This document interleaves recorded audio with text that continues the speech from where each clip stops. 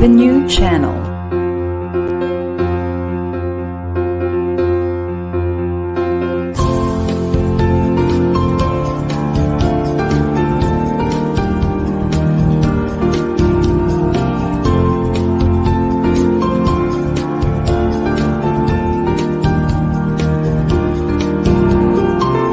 The new channel. Hashtag TNCNow.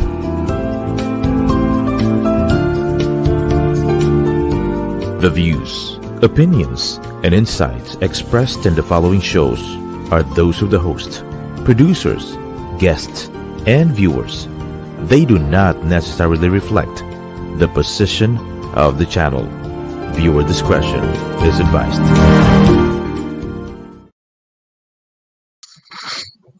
Hello, everyone, to the new channel where our passion transform a community that sees and share all things new. We are your hosts. My name is Shan Mendoza. I'm Carlo Valencia. And I'm Aaros Cabrera. You're watching another episode of Founders Failures on TNC, where we bring entrepreneurs together. Inspire individuals into startups And remove the stigma of failure. Tell you. Yes.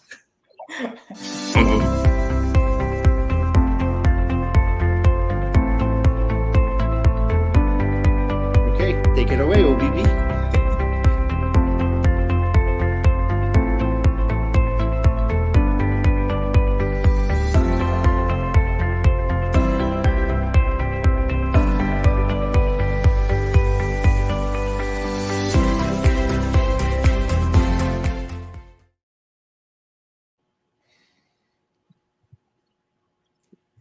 And for today's episode, makakasama natin. Gusto ba? For today's episode, makakasama natin si Miss Leila Marquez. Yan na. Hello po, Miss Leila. Hello, good evening, everyone. Hello, Leila. Hi. All right. How are you? I'm Good good. evening, It's very cold weather tonight. So, I think kailangan natin painitin. Yes. Yun. Painitin natin ang mga magagandang topics at discussion ngayong gabing daw. So, Miss Leila, for everyone na hindi pa gaano kayo kilala, can you give us a short introduction about yourself? Yeah, so I'm Leila Marquez. I'm a medical technologist by profession. And right now I'm CEO and co-founder of Interlookin, wherein what we do is we help offline medical businesses create a cost-saving revenue stream by simplifying medical supply distribution across different medical institutions, such as hospitals, labs, clinics, through our smart sourcing platform. So basically, we really help these different medical institutions find the sources of their supplies, their not only supplies but also services in terms of biomedical services. So um, that's where we help them. Kasi it's been really struggling even before before pandemic, during pandemic, and even after pandemic. It's still a problem right now, sourcing different supplies for different patients in different medical institutions. So that's where we come in right now. So with my background as a medical technologist, it's really um, a journey wherein a very long journey na kung saan from being a laboratory scientist inside the lab, nakakulong lang doon, talking with a lot of viruses and bacteria every day. And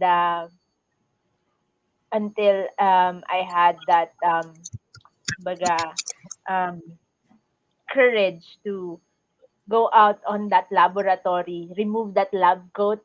I like that your ano pala from lab coat to tech founder. So I removed that lab coat and go to a different path, which is not yet on the tech, being creating a tech founder right away, but I had this bridge uh, bridge career before going to a tech industry, wherein I went to sales and marketing uh, industry in medical devices. So um, with those experiences, naging buyer ako on the side being a lab scientist, and then naging supplier din ako. And then after that, with all those experiences, that's where I come in to become a tech founder, to really simplify things in our industry, especially in the healthcare. Mm. You Going back to your ma'am, initial na nasabi kanina as talking to bacterias and as a medical technologist, was there a specific time nung panahon na yon na naramdaman nyo na talaga yung problem na sinosolve nyo ngayon? And can you elaborate as that moment na parang, Yeah. I want to solve this? Yeah, ano pa lang, nasa laboratory pa lang ako working in the lab.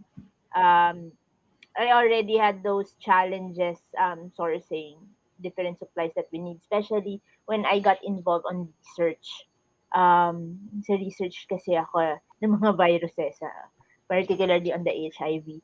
So, of course, we really need to gather those supplies that we need for our research as fast as we could, and at the same time find those that will also fit on our budget, kasi especially kung may research project kayo, kailangan ano ka lang, pasok lahat doon sa budget. Magagamit mo, kailangan mo kasing gamitin lahat eh. Kung hindi, pag wala yung isang gamit, hindi matatapos, or hindi mag-uumpisa yung research project nyo.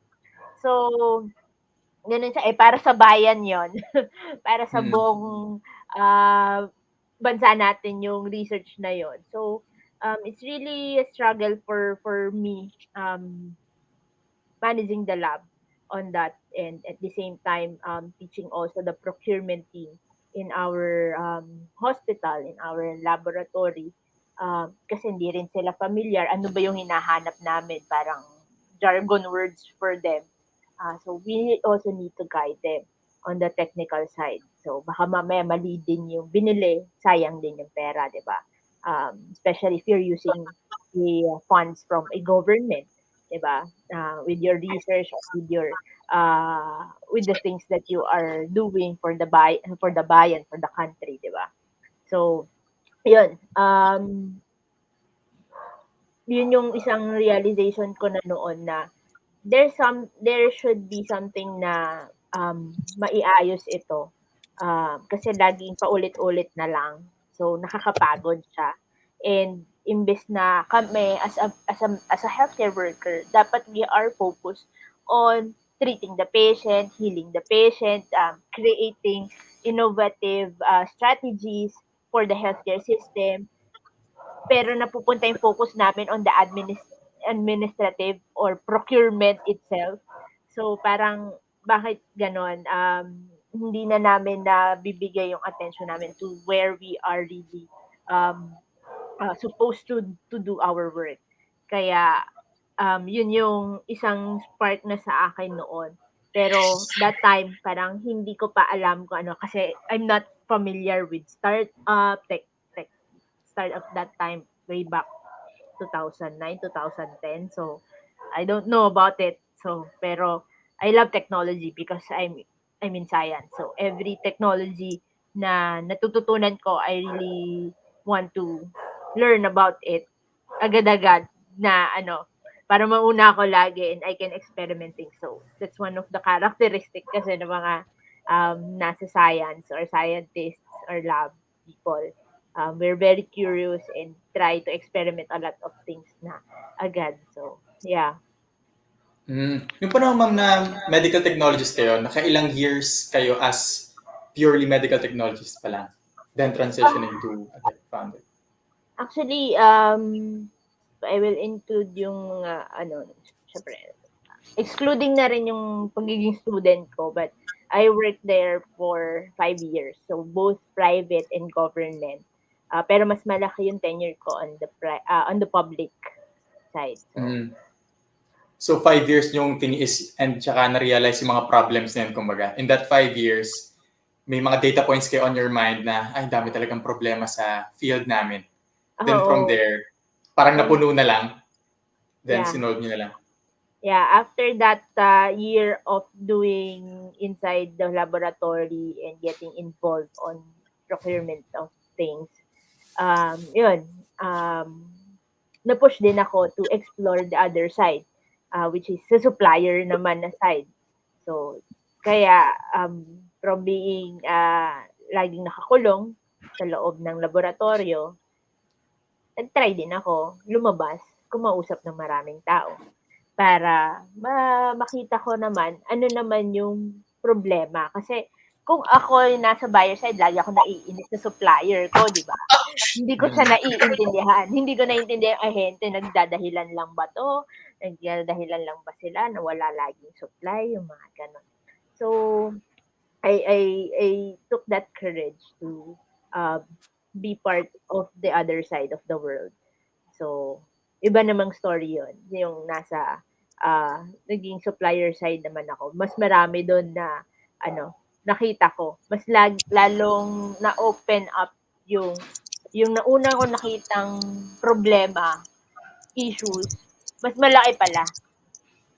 Mas malaki pala siya. Very true. Yung pains actually ni Miss Leila, I would attest, I'm probably one of those people also who shares the same dilemma under the healthcare system. Siguro kaya siguro ko konti yung nagtatap ng tech. Hopefully dumami pa. Although there are already present na tapping the health tech industry dito, especially dito sa Pilipinas. Ang dami talagang kailangan i-address, pero talagang sobrang komplikado because it's we're talking about lives, we're talking about efficiency. So yun, especially dun sa sa procurement, ang dami talaga. So it's really nice to see that interleukin is also is here right now to solve that space wherein we will be able to bridge between the providers and then the procurement side. Yun, hirap talaga siya. Mahirap siya in a sense that people are get used to where they are right now. Yun na, parang comfortable na sila doon eh. Bakit mo pa sila guguluhin? And at the same time, pakiramdam talaga nila na complicated, which is really complicated. Every product that in a hospital has been ginagamit, from equipment down to very, very small kind of a consumable product. Iba-iba ang dynamics niyan on that side. And at the same time, it's also a lot of activities that is going on around in terms of approaching, giving your pitch on your own product. May kanya-kanya ding agenda ang bawat suppliers. May kanya-kanya ding agenda ang bawat buyers. So, and generally, may kanya-kanya ding agenda yung per institution na business. So, Leila, matanong ko lang I hope you don't mind asking. Kami kasi nito ni Leila, we have this common friend of ours that is already in the medical industry. He's a doctor, so it's a common friend of ours. Babatiin ko na pala kasi we're online, we're live right now. Dr. Jari Lascano, shout out para sa iyo. Ayun, going back there, Leila, was there even a point where you also considered to become a doctor? Yeah, actually nung medtech pa lang ako, hindi naman ako magme-medtech kung di ako magdo-doktor. Kaya lang, gusto ko talaga mag-doktor. Pero hindi siya nangyari because financially, hindi kami capable. My family is not capable of that. So, hindi na lang ako nag-pursue. Pero my goal na lang that time is if I will not pursue medicine, I want to be involved on research. Kaya Right. I really push myself to go to a research lab. So that's I where see. I landed RITM that time. So I So, really ibig wait for that. sabihin, so Leila, ibig sabihin, correct me if I'm wrong. So, from the love of medical, you were hoping to be a doctor before, but you learned a new passion. Tama ba yun? Which is right now where you're in at. Tama ba? Yeah. Na ano ko na lang siya, natutunan ko na siyang mahalin and at the Yun. same time, Yun. kumbaga ano na ah, ano? Lahat Natutunan mo natututunan na mo. lang siya. Natutunan mo Eventually, na lang Oo, siya mahalin. tama. natutunan mo na rin siyang mahalin, kung Hindi saan ba ka pinag-usapan nilagay natin eh. dito? Work pa rin ba pinag-usapan natin dito? Yeah, Okay, okay, sige. Sige. yeah, yun, hanggang sa I saw na kung ano yung direction where you are nilalagay ng Diyos minsan eh.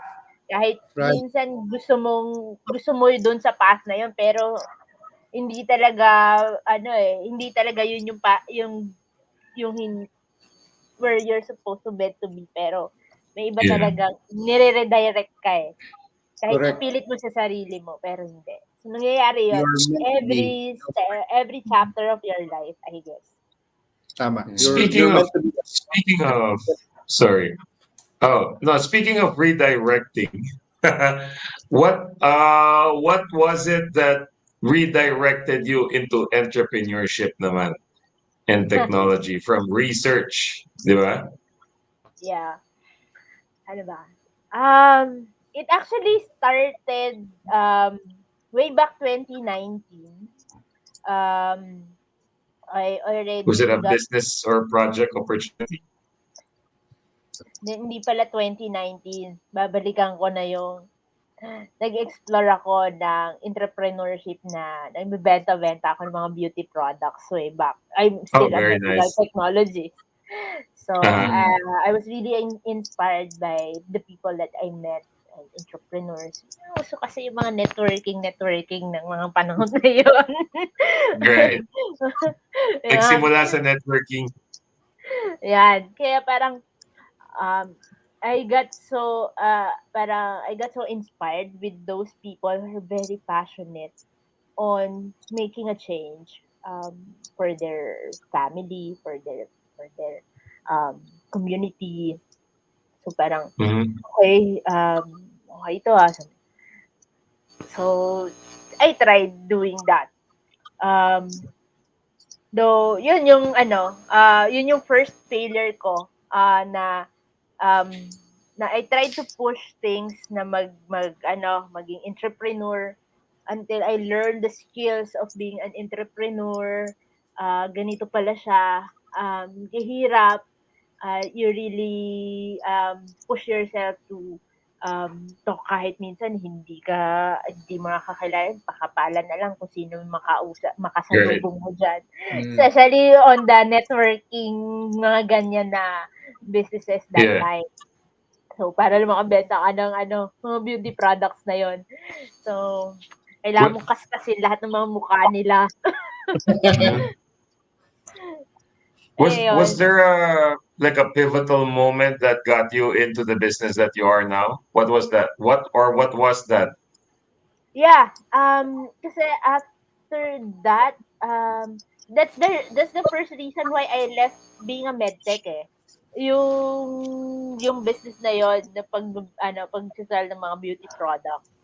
Then after that hindi ko talaga siya kinaya na um Okay. yung sa a lot of factors that You, happened to me, especially yung financially incapable ka na kasi wala ka iniwan ko talaga siya eh, lahat yung career yeah. ko for medtech eh, that time. Mm. So, that's why I got into sales and marketing kasi nagkaroon na ako ng courage to to really sell myself, to sell the products that I have. So parang try ko na nga rin mag-sales and marketing. Ayoko nang bumalik sa lab. Kasi parang nagustuhan ko na siya. Very na nice. gawin yun. Kasi parang ang dami ko nang nakikilalang tao. I learn a lot from people I met rather than from the viruses that I met every day. So, Hindi naman coronavirus yan, ha? hindi naman. Hindi naman. So, ayun, kaya nag-iba yung career ko, pero nasa medical pa din ako. So, Oo. I'm still, andun pa din yung passion ko as a medical technologist na hindi ko iiwan yung healthcare industry. Gusto ko pa rin makakontribute on how I can give innovative things or Right. create change on the healthcare industry. Hindi ako alis sa healthcare. Yung sabi ko. Kasi even when I'm still selling those beauty products, nire-relate, masyado akong technical person kasi.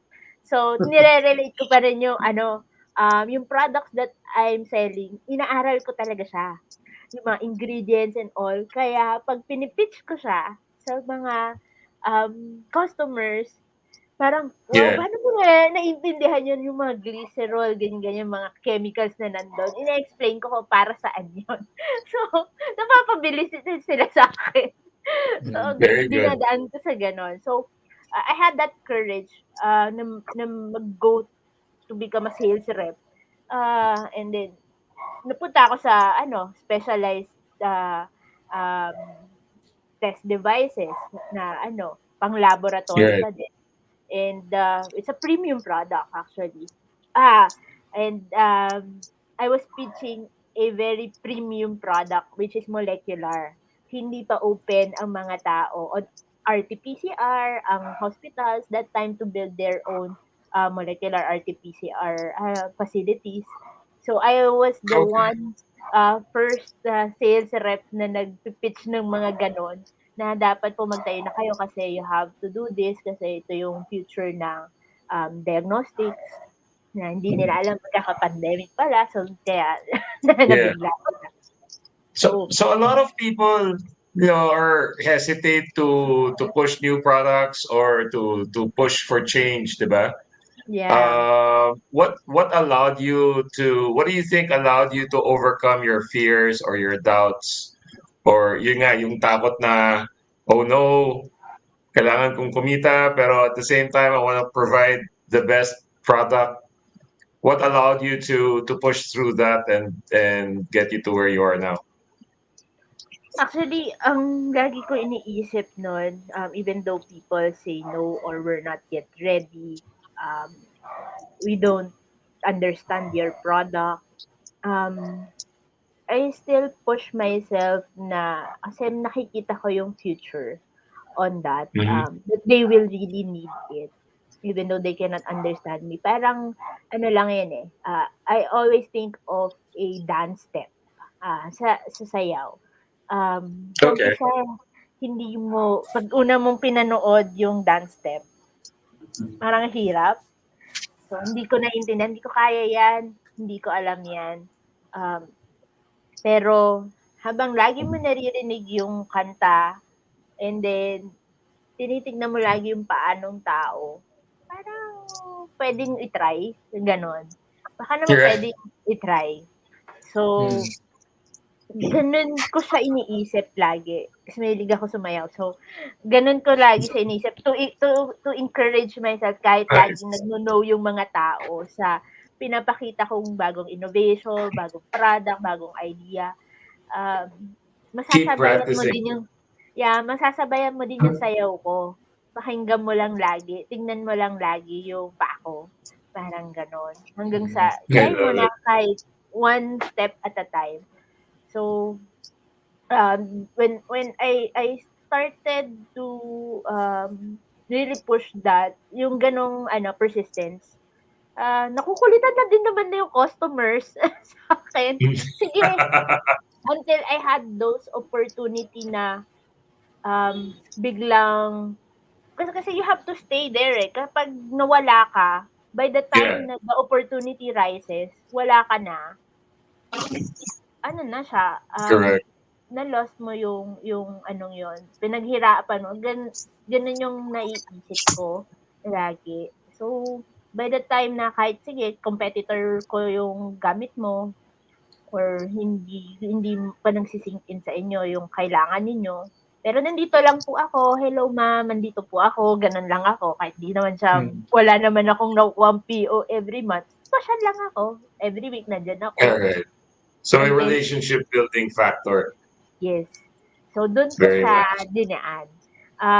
Kumbaga, hanggang sa, even though I don't have the product that they are looking for, pero with the knowledge that I have, because I'm a medical technologist, I became their consultant, instant consultant. Alam mo ba ito? Yung mga ganon, tinatanong nila sa akin. Yeah, can you explain ba ito? Kaya ma'am, kaya ko naman pong explain sa inyo, ito yung ano, ganyan-ganyan. Sa tingin mo ano ba yan? Maganda ba tong product? Kahit hindi ko siya product. So, that's how I started to build the relationship with the customers na hindi pa bumibili sa akin for the longest time. Until, sige nga, ikaw na nga lang mag-supply nito sa amin. May mga ganon. Is there a Was there a breakthrough na maybe out of persistence, or maybe there was this major project or achievement that that allowed you to affirm na tama nga yung decision ko? Was there meron na ba Yeah. nun? Yeah. Siguro yung nangyari sa akin yan na pinupush ko nga itong mga mga highly specialized products. Uh-huh. Um, when I started to push them, na na-realize nila na nila kasi biglang nagkaroon nga ng mga outbreak. Right. I think RT-PCR and yung mga molecular Yeah. equipment. Tumataas yung cases ng ganitong disease. And then, sa international, biglang nag-release sila ng mandate that all countries should do this. So, parang they started to, okay, budgetan na agad. Kaya biglang nagsilabasan ng mga budget nila for that. Yun. Yun. Kaya Nagtama ng You were timing. in the right place. Kaya parang even though I work on that for 1 to 2 years, tapos there are times na may mga mga bid failures. I need to repeat it again to do all those documentations and stuff. Kailangan ulit and then nag-change ng organization, kailangan mo ulit mag-umpisa from the very bottom. Sige, okay lang kasi kailangan talaga nila. So, it's not easy. It's really very difficult. But you just need to hang in there always. Kahit medyo masakit ng kumapit, nagsusugat-sugat na yung kamay mo. Pero you have to hang in there. Minsan So pahinga. yung first 2 years yung Miss Leila, yan yung nafe-feel nyo lang? First 2 years is parang paulit-ulit lang, hindi nyo alam, parang clueless, try lang ng try. Wala akong quota, hindi ako kumukota that time. Okay. I when I'm in that sales na career ko na learning things, how to do the selling, tama ba itong ginagawa ko? Sige lang. Hindi ako kumukota. Parang, syempre, the pressure is there kasi yung boss mo and the management are waiting for their business din. Syempre, na mangyari, di ba? Trying to explain things, ganito talaga yung customers and all. Pero, after that 2 years, tuloy-tuloy na siya. Parang nangyari na rin na, even though after that 2 years and then I changed my company, iba na rin yung product na pinopromote ko. Because of the relationship pala that I built, because of that persistence from those customers that I work with, kahit saan ako pumuntang company, kahit anong product ang binibenta ko, I always got their support. hindi na ako Mm. nasi-zero ng quota. Kumbaga, Wow. yun Pa-share yung naman ng skills. Nag-bloom na. Nag-bloom na yung 2 years na effort na. nakakaano na ako. Kumbaga, nakakapag-file na ako ng leave, nakakalakas na ako ng loob Ayan. magpa-file ng leave. Lagi nang tatanungin sa akin, saan ka pupunta? Dati, there was a time, I had a foreigner boss. So, boss, can you approve my leave? Where are you going? I'll go to Bali. How about your sales? It's already done. Sabi ko sa kanya. Yun. How about next month? It's already done. Sabi ko na rin. Yun. Kayla, yeah. I need to ask this also, when you build your interleukin, when you build interleukin, were your I would say experience before you gathered skills, would there be any other skills that have helped you build interleukin right now from the past? Yeah. Yung sa Kaya ako, sales, definitely, kaya nga ako naglakas ng loob to try a new thing which is going inside the tech world, tech industry. Um, yung skills that I thought of na natutunan ko, number one is persistence. Um, Number one, another thing is curiosity and do that execution of that curiosity. Din ako nagkaroon ng courage to build interleukin. I know it will be a new world for me, pero kasama ko pa rin yung industry that I'm very familiar with, which is the healthcare. Pero yung tech kasi ang dami ko ding adjustments on that learning the tech industry. Dami ding jargon words na kailangan kong intindihan and how people is thinking on the tech side of things. So, yun. Yung mga skills na natutunan ko doon, dala-dala ko siya. But at the same time, I also unlearn things what I also learned on those experiences I had. Kasi there was a time na syempre you feel entitled ka na, parang ang dami mo na kasing pinagdaanan, parang gano'n, feeling mo, sa sobrang dami mo ng failures, kayang-kaya mo nang gawin. Minsan kasi nung nagiging gano'n yung pakiramdam ng ng tao, lumalaki yung ulo, kumbaga, dapat pala hindi gano'n. You also need to unlearn things so that you can learn more. Yun nga, parang maging SpongeBob ka muna. Kumbaga, when you start to enter a new kind of venture. So, yun yung aking natutunan din na kailangan kong gawin every day, reminding things, every chapter that I'm doing for interleukin. So, unlearn to learn. Right. So, are we still here? Hello. I think I got cut out. Yeah. Hey, Shan. Ayan. Nawawala ako, sorry. I think my connection is not stable right now. That's technology. All right. Another question. Oh no. Ang technology ay medyo naging unstable. The technology in the Philippines. Sige. So I'll continue na lang yung last question ni Chief.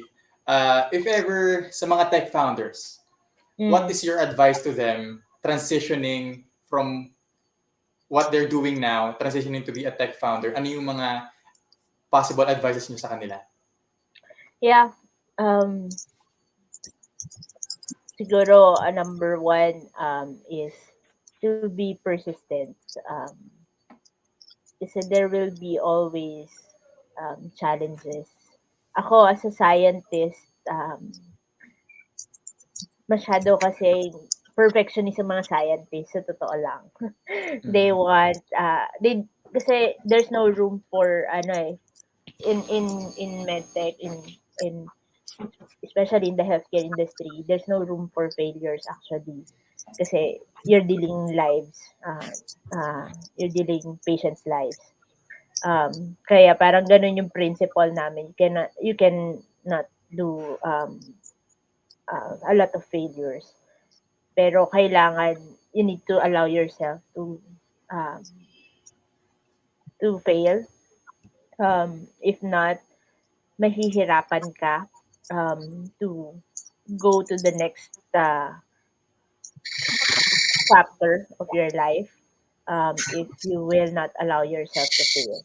But you have to keep persistent on that, um, and always stay humble on things that is happening to you, whether it's a success, little success, or big success. Um, you always think of the people around you, the community that you are involved with, the people who supported you from the very beginning. Um, Yun. And maybe last thing is lagi kang tumawag sa taas. Um, Diyan lagi yung ano, Yeah, uh, true. Diyos Always pray. to really give you the right direction on the decisions that you will make when shifting careers or shifting your